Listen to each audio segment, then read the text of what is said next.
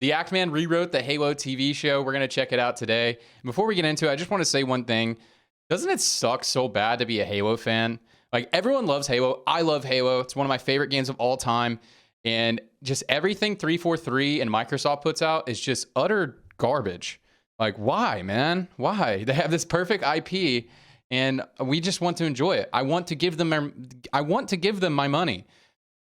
But they just put out garbage. But let's check out what the Actman has to say. I love the Actman. We love the Actman on the channel. All right, team. Looks like we finally got the go-ahead to make the Halo TV show a reality. I've written a bunch of great ideas down, was looking for your feedback and thoughts. For starters, I think we should play it safe and maybe try to... I think the Master Chief should take his helmet off in the first episode. I think that's a fantastic... Can you believe that they took that they did that? I couldn't believe that Master Chief took off his helmet in the first episode. The whole mystique around Master Chief, the whole, like, they could have been a big thing, and they take his helmet off in the first episode. I can't believe they did that. It's so mind-blowing to me. Yes, I agree. I agree with that. No, we can't take off Master Chief's helmet in the first episode. People are going to be pissed. These people have never seen Master Chief's face. It needs to be done with dignity and care. I think we should wait until the very end of season 1 to reveal his face. But if Master Chief don't take his helmet off in the first episode, then how does he have a sex scene? What do you mean sex scene? This is Halo we're talking about. But if Chief doesn't have a sex scene, then how are we gonna make Cortana watch it? This sounds fantastic. That's the whole plan. You want Master Chief to strip naked and fuck some chick? They don't call him Master Cheeks for nothing. You know, nobody likes Sergeant Johnson. I think we should take him out of the show entirely. I like that idea. Let's give you a raise. Oh my god. All right, I'm out of here. What's up, everybody? This is the Actman here, and today we're going to use our Bro. Why can't they just have Master Chief going around slaying some aliens, some badass warfare? You know, you can do the sex scene and the romance on season 3, something like that, man. But why, bro, like, just... It's the easiest slam dunk ever, man. Just have Master Chief go out there fighting elites in the flood, or not the flood. Is the flood from Halo? Dude, I'm so lost. That's from Gears, right? It's been a long time since I played a Halo game, man. But my God, such an easy slam dunk. imagination. Close your eyes for a moment. Now, picture a world where the Halo TV series wasn't written by crackheads, but instead competent screenwriters who appreciate and love the source material of Halo. Open your eyes. This is the society we'd be living in. That's right, True. folks. We're going to be rewriting the Halo TV series to make it not suck ass. If you guys don't know the Actman, he is a massive Halo fan, so I'm really excited what he has for this. Based on what we got, it shouldn't be too hard to improve upon Jimmy Rings and the clap of his ass cheeks. Cortana, I'm trying to sneak into High Charity, but I'm dummy thick and the clap of my cheeks here keeps alerting the flood. I want this to be an exercise. Oh, the flood is in from this creative game. writing Okay. For all of us. So please post your Dude, yeah, I just get Gears and Halo lore mixed up sometimes. thoughts, opinions, and ideas in the comments below, and let's get a discussion going so we can escape reality. What were they called for a in brief moment? Gears? I find it Put in the interesting comments. to compare how The Last of Us was received versus the Halo show. It's pretty night and day. I was even more shocked when my parents asked me if I had ever watched The Last of Us, because the last time my parents played a video game was on the NES in the late 80s. But this made it clear to me that a popular video game story could be adapted to television and appeal to a broader audience. Yeah, I hate this take that people have of like video game stories can just never be live action, or anime can never be live action. No, man, just the studios that make it do absolute dog shit of a job, man. Like, there's so many good stories. Like, anime is some of the best pieces of fiction that exist, and it can totally be adapted to real life, to live action. It's just everyone is so dog shit at it. Same thing for video games. Everyone is just so dog shit at it, and you can obviously see when it happens, when it works out, like The Last of Us, like you know, even The Witcher to some degree. You know, because Henry Cavill is just amazing. Now The Witcher kind of boo Witcher, but like. You can do something with the stuff, right? It's just companies are so dog shit at adapting the source material. It's so bad. Audience, if done right. Halo did not do it right. So the first question, what can we salvage from the Halo show as it is? Nothing. absolutely fucking nothing. I'm gonna be honest, I haven't watched the Halo series. I just watched the Act Man talking about it, and I watched a few other people talking about it.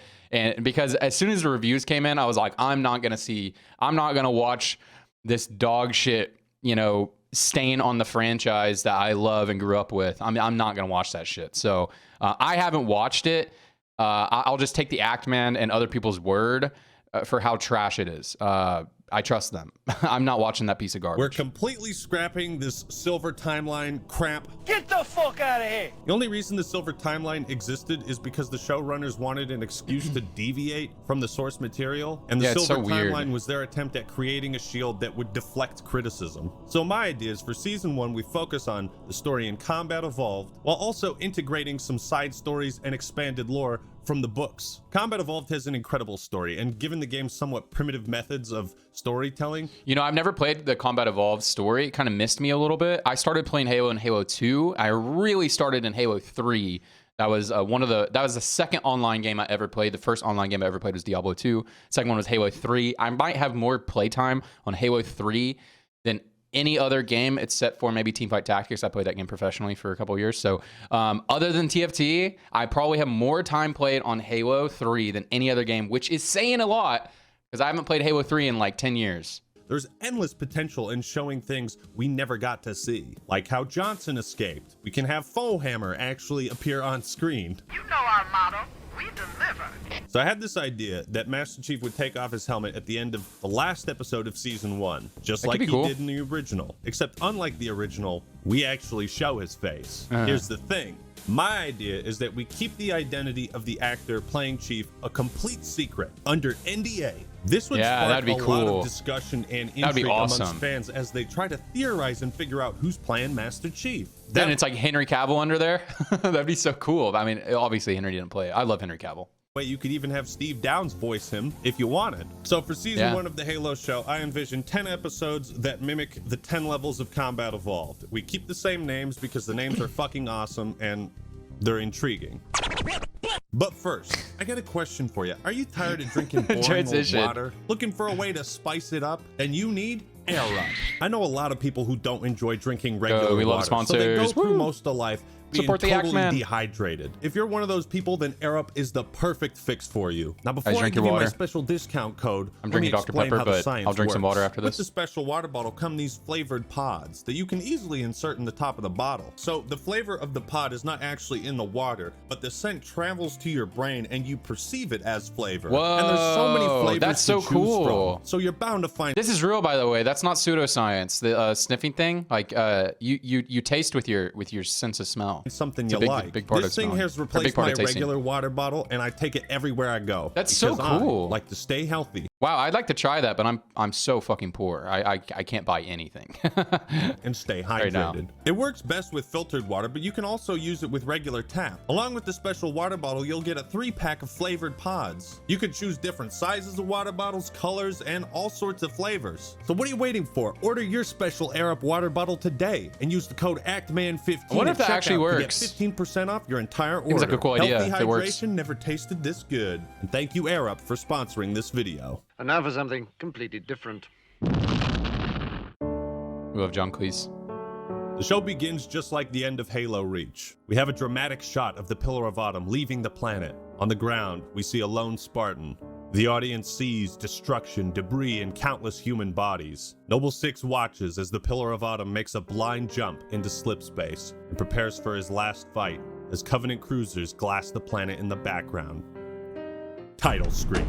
I like the idea of the prologue beginning at the end of Halo Reach, as it shows the audience what— Yo, did they even play the Halo theme in Halo? I would not even be shocked if they didn't play the Halo theme in Halo.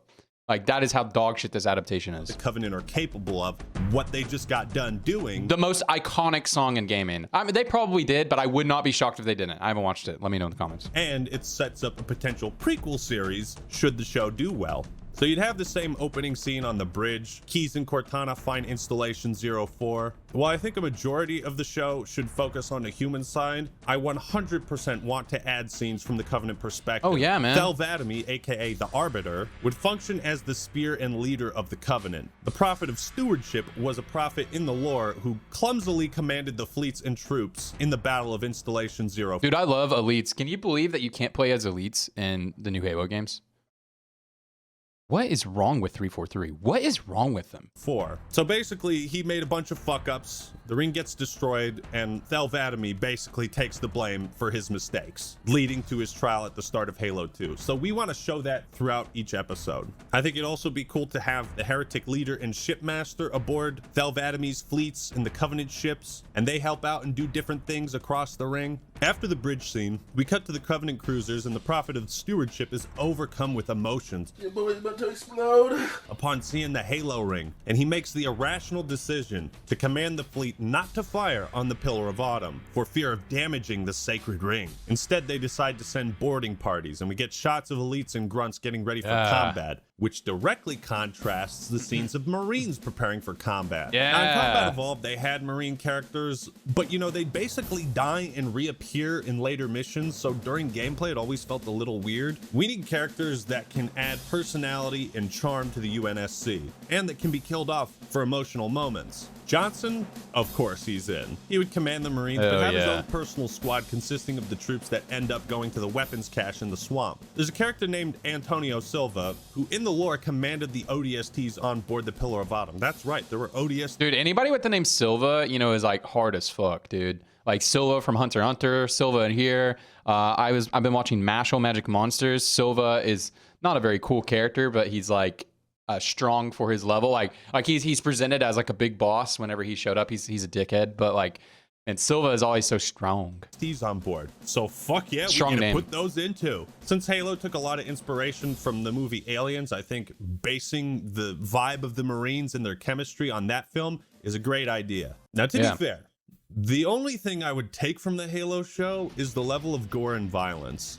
I think showing the brutality they do that? of the Covenant and Awesome. their weapons was a great move, and we'd want to do that for the entirety of this show as well. Wow, The crewmates that in is the cryo cool. chamber are slaughtered. Chief sprints through the ship, encountering Chip's Dubbo, who throws him an assault rifle.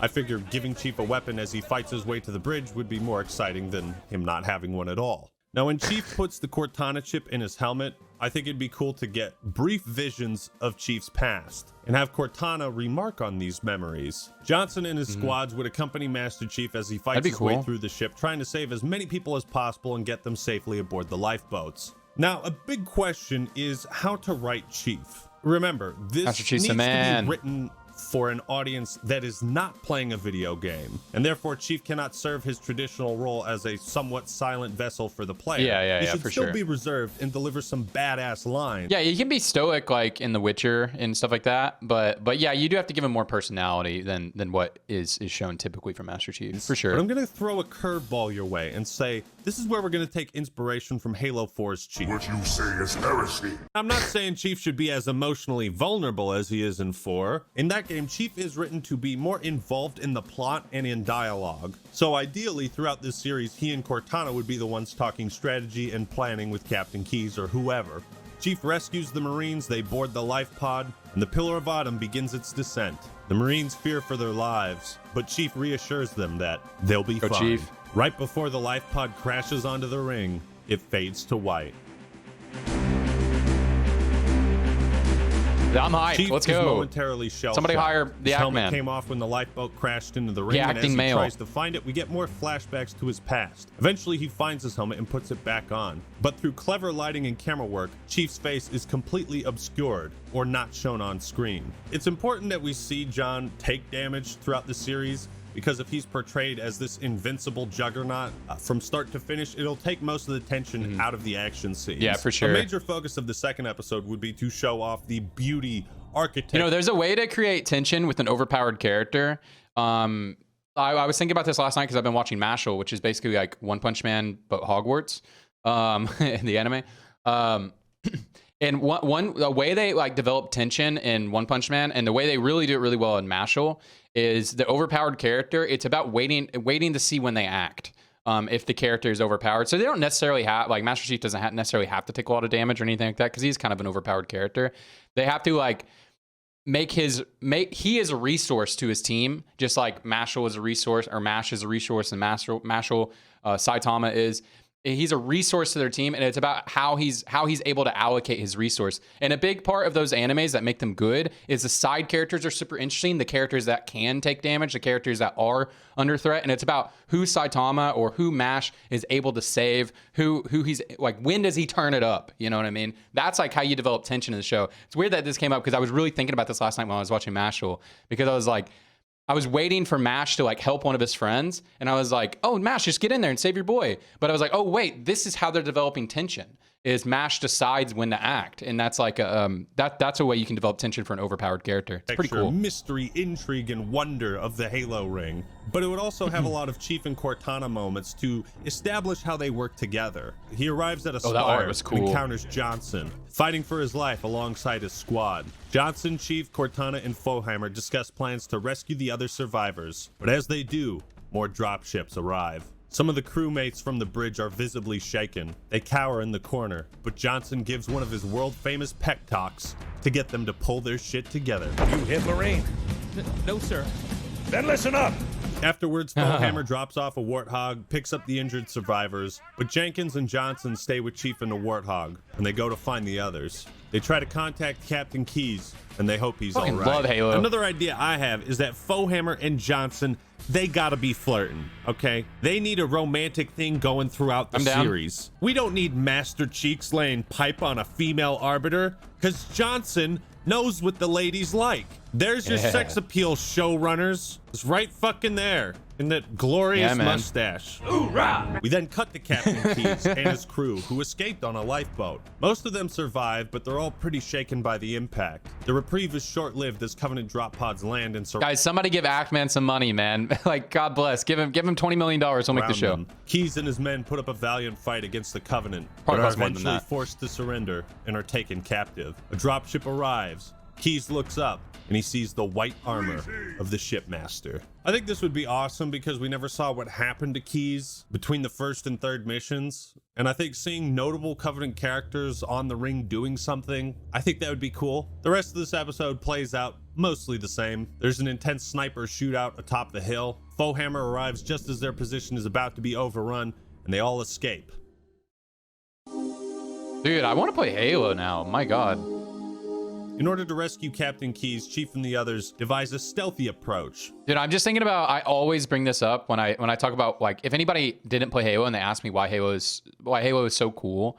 I mean, other than the multiplayer is like the main reason why I play it, but like the campaign, I just like, there is nothing like, to me, the last mission of Halo 3 is just burned into my memory forever. When you guys are riding the Warthog and everything's exploding around you, and it's dun, dun, dun, dun, dun, dun, dun, dun, dun, dun, dun. Dude, there is nothing cooler than that. They send some ODSTs with silenced SMGs, Johnson and his squad, as well as the Chief. As they fight on the cliffside, we cut to Captain Keyes being led through the purple hallways of the Truth and Reconciliation. He's tortured for information before being tossed in a cell. Now, there was always something a little bit off about Keyes learning what the Halo ring is. So to fix this, I think we show scenes of a couple of elites talking. Now, what we do is, when we see Covenant talking from a human point of view, they're speaking a foreign language. If it's just elites or members of the Covenant on screen, then it appears in English to us. But let's say that Keyes understands the Sangheili language, so as he's listening to them speak,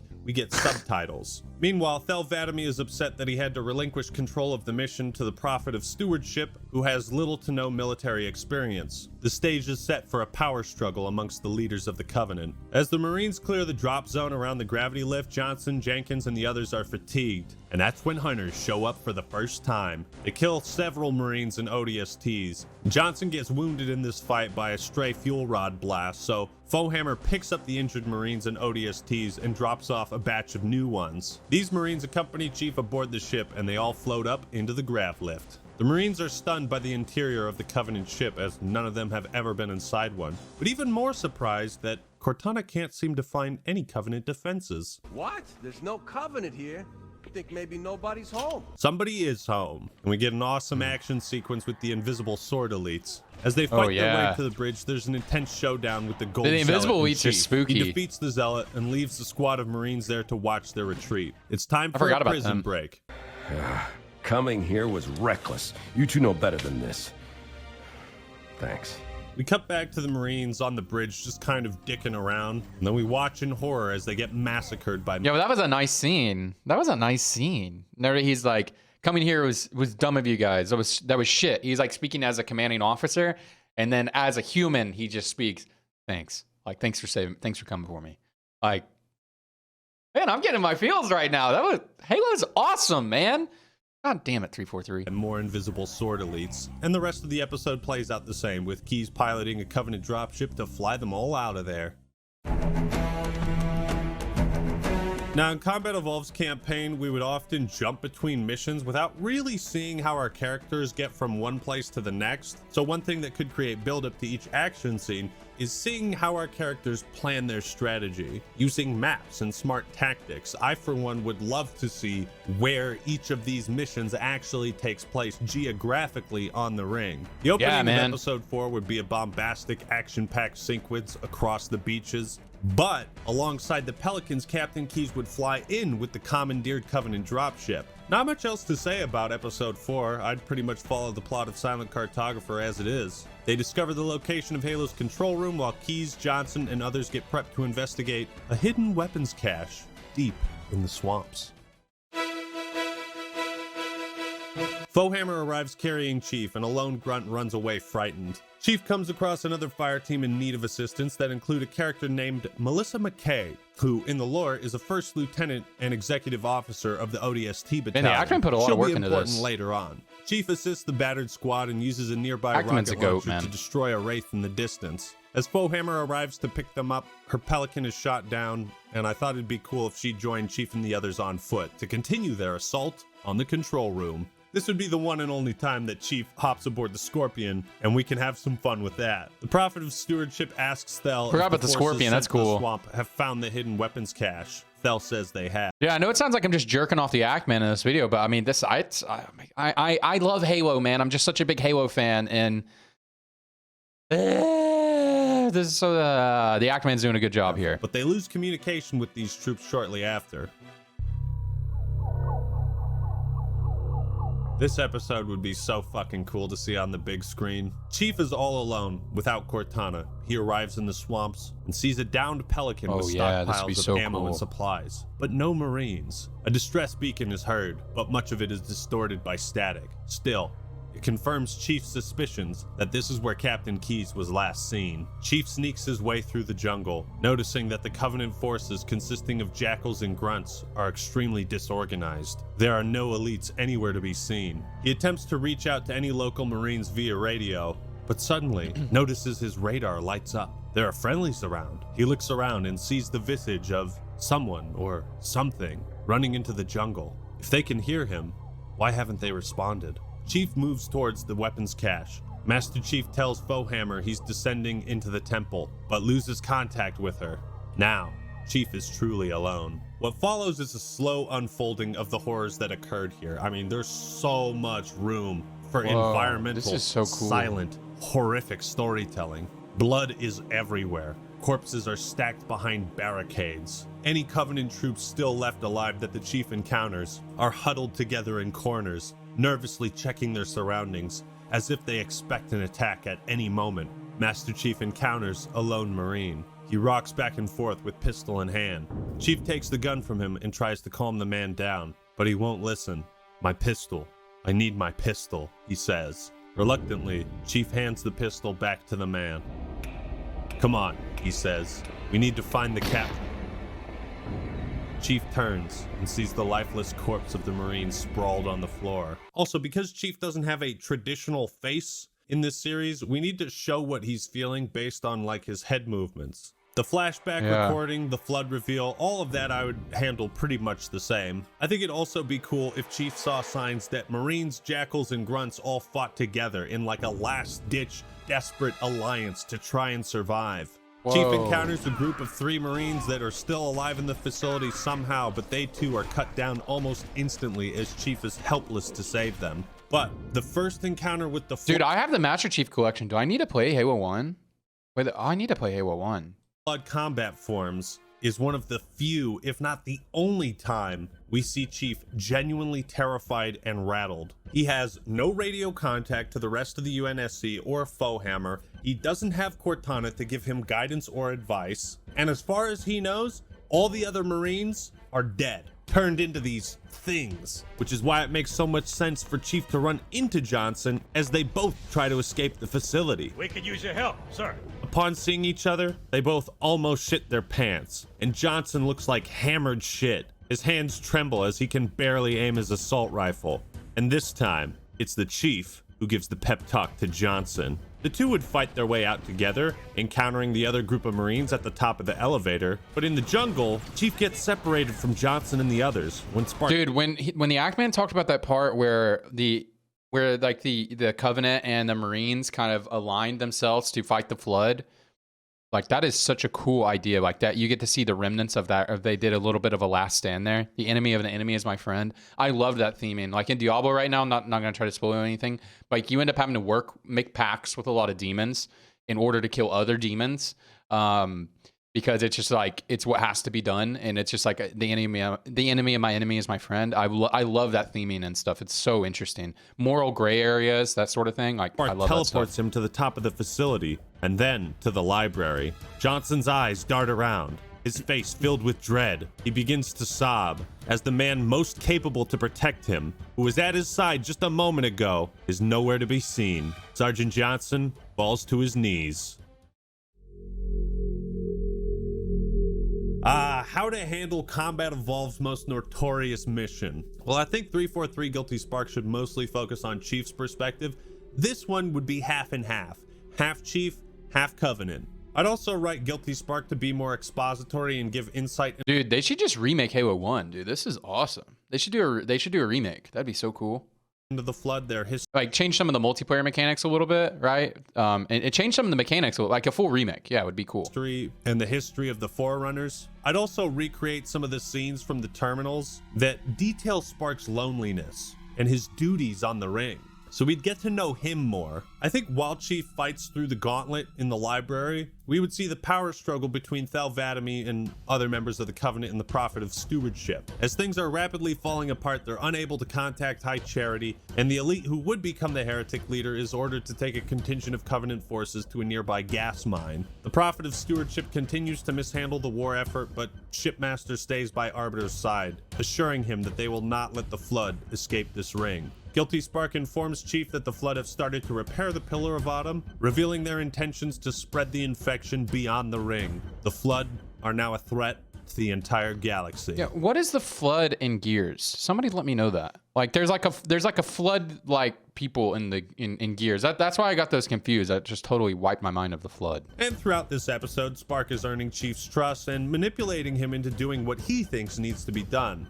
Eventually, John will retrieve the index, Guilty Spark takes it from him, and the two are teleported away. The episode begins much the same, with Chief and Spark arriving at Halo's control room. There's the big reveal and the two betrayals. It might be one of the harder missions to adapt, as in the game it doesn't contain all that much story. To fill this gap, I'd say we'd have extended flashback sequences whenever John touches the phase pulse generators, and we'd learn more about the Spartan program, Halsey, and how she shaped the Master Chief into who he is today. I think it'd also be cool if Jenkins reappears in this episode as he searches for someone to end his life and his torment. In the lore, he was infected, but the Flood form that infected him was really old, so it wasn't complete. So he still had some level of consciousness, and I feel like that story would be so cool as like a B or a C plot. You know, maybe there are some last remnants of human resistance and they fight over a pelican and who should be able to escape on it. You know, a Titanic situation, if you will. It shows the desperation of the humans. There'd be a lot of fight scenes between the Covenant and Flood, and Master Chief would sometimes watch from afar or go in to clean them all up. I think it'd be awesome to get some POV shots of infected Marines attacking the Covenant and their former allies. We could also see the Flood piloting various human and Covenant vehicles, illustrating that their intelligence is rising and that they can adapt to any situation. Again, like every episode, the threat of the Flood is raised. At some point, we cut back to Thalvadami and Shipmaster, who seek to overthrow the Prophet of Stewardship. The Flood kind of reminds me of like the Night King and the White Walkers. Kind of reminds me of that, like how they're like a looming threat that builds throughout the show. It can be like the Flood can be like a looming threat as the Covenant and Spartans fight each other, like as the Lannisters and the Starks are at odds and that sort of thing. The presence of the White Walker, you feel the Night King's presence building. That could be cool. And take control of the war effort, but they learn he's gone to the Truth and Reconciliation. With the Prophet gone, Thel assumes direct and complete control of the Covenant war effort, and none of the other elites oppose him. He immediately orders a strike team to find the Prophet and prevent the Flood from repairing the Truth and Reconciliation. After setting off the third phase pulse generator, Cortana tells Chief that she's located Captain Keyes on the Truth and Reconciliation. Before they head to the ship, they reach out to any remaining UNSC forces on the ring and manage to contact one of the few remaining groups. This group is led by Melissa McKay, who agrees with the plan to rescue the captain, and her and her squads board several Pelicans and get prepped. Having tapped into the ring's teleportation grid, Cortana transports Chief to the Truth and Reconciliation one last time. Chief arrives aboard the ship, which has been heavily damaged. How many episodes? Skirmishes wage across the ship and its exterior as the Covenant strike team is overwhelmed by the Flood threat. Captain Keyes is here, though, and somehow alive. Chief, don't be a fool. Leave me. But this statement only makes Chief and Cortana more inspired to rescue Keyes. Now, when Chief and Cortana find Keyes as the Proto-Gravemind, right before they punch into his face, it cuts to black. And then Captain Keyes opens his eyes, and it would play out like the terminal scene, where he monologues about his life, his daughter Miranda, how proud of her he is, and he desperately tries to keep the location of Earth a secret as his memories are tainted with the presence of the Flood. The Gravemind taunts him, manipulating his own memories against him. You will not have me.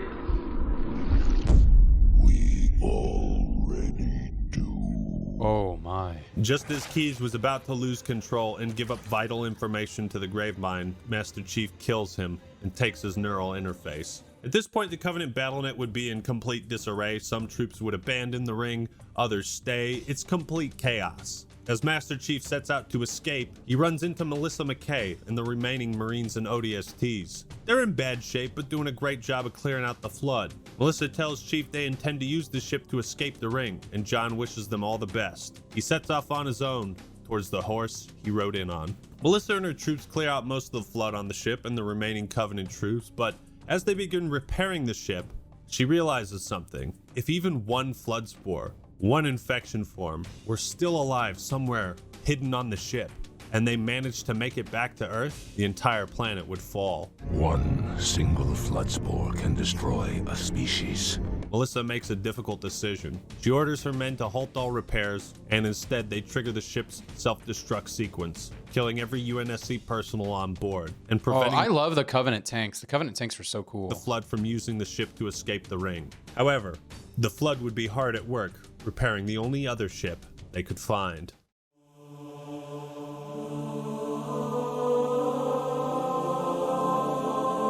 With almost all of the UNSC either dead or MIA, Chief and Cortana fly back to the Pillar of Autumn. On board, they see the dilapidated ruins of the ship, triggering flashbacks to happier times, dinner and lunch in the cafeteria. There's a showdown on the bridge as Spark and his Sentinels attack Chief. Guilty Spark uses his Spartan laser face melter thing and singes a part of Chief's armor. Spark's laser does serious damage to Chief's suit. He's at his weakest point, been through hell and back, and his Mjolnir armor is on the brink of giving up. This would also serve as one of the main reasons why his armor gets replaced and upgraded at the start of Halo 2, or Season 2. Spark then moves into the interior of the ship to gather all information he can about humanity. He learns everything about the Spartan program and uses this knowledge to taunt Chief. Cortana and Chief fight their way through the ship, encountering fierce resistance as Sentinels, Covenant, and Flood all fight each other. But he uses these battles as a distraction to arm himself with a rocket launcher and sets about destroying the ship's fusion reactors. It'd also be cool to have a scene of him fighting Invisible Flood.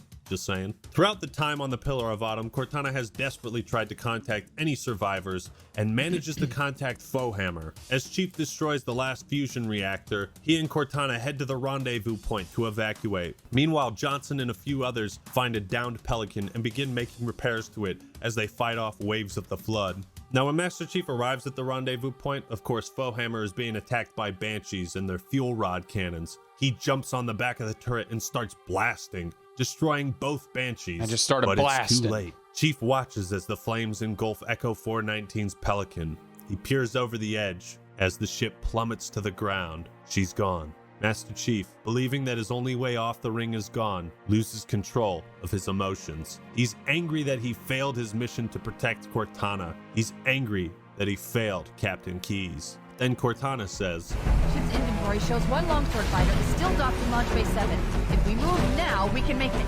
Chief instantly regains his composure and without hesitation jumps into the warthog. Dude, I'm getting in the feels over here, man. Floors it. Cut back to Johnson and the Pelican is repaired, but several Marines Fucking love die Halo. trying to get on board.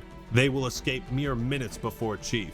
As the clock ticks down to less than a minute, Chief ditches the warthog. He jumps into the longsword, closes the door, and speeds off right before the Pillar of Autumn explodes. Cut back to Thelvadamy aboard his fleet. As the last remnants of the Covenant have retreated, he watches in horror. Knowing the Prophet of Stewardship is dead, it's he who will take the blame for this colossal failure. Chief and Cortana reflect on the horrors and trauma they just endured, the lives of the good men and women they lost. The reason Foehammer and Johnson should have a romantic thing going on is because Johnson manages to survive the ring. Now, if he and Foehammer had a good enough romantic subplot, then a scene where Chief delivers the news to Johnson would be incredibly emotional. Wouldn't that just be awesome? We never see the Sergeant emotionally vulnerable.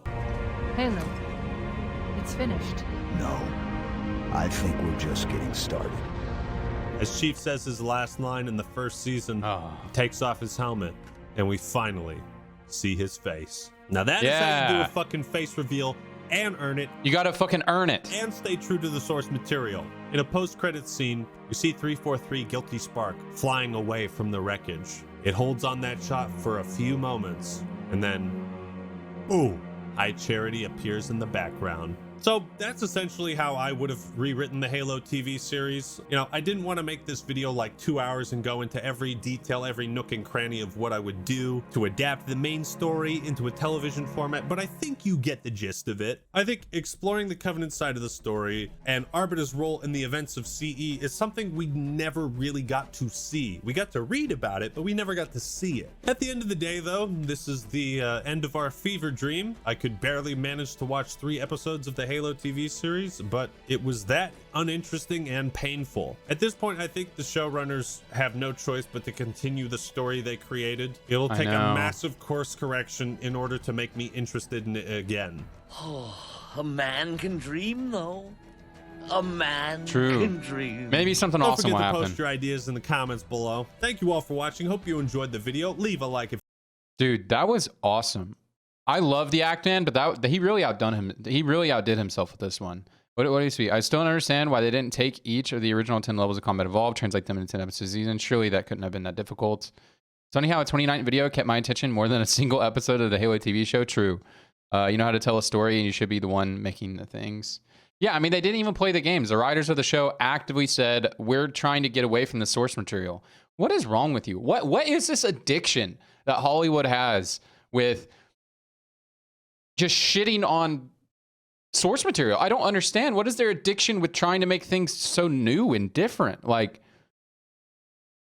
I don't get it. I do not get it. I'm just so confused, man. I'm so genuinely confused. Like, when they said that they're trying to, we want to make Halo for a broad audience. Motherfucker, Halo is like the most popular game of all time. It's so unbelievable. If there's a game that's mainstream, it's Halo. Like, Halo is so goddamn mainstream. It's crazy. And you have me, like, I haven't played Halo in 10 years. I haven't played Halo in 10 years, but I'm waiting. I'm waiting for a good Halo game. Like, they think, like, I hate, like, 343 and Microsoft and I get whoever was responsible for making the show. No, 343 was involved. But, like, why can't... There's this untapped player base that is just ready. You have such brand loyalty. I am so loyal to Halo. I haven't played in 10 years, but the second they make something good, we'll all come back. Just look at what happened with Diablo. You know, Diablo 4 is so hot right now. It's going to be one of the best-selling games of all time, probably. I've never seen a game release so hype in the modern age as, like, Diablo 4. And there hasn't been a good Diablo game in 20 years. Case in point, man. Like, my God. Anyways, this was an awesome video by the Act Man. That's all I got. See ya.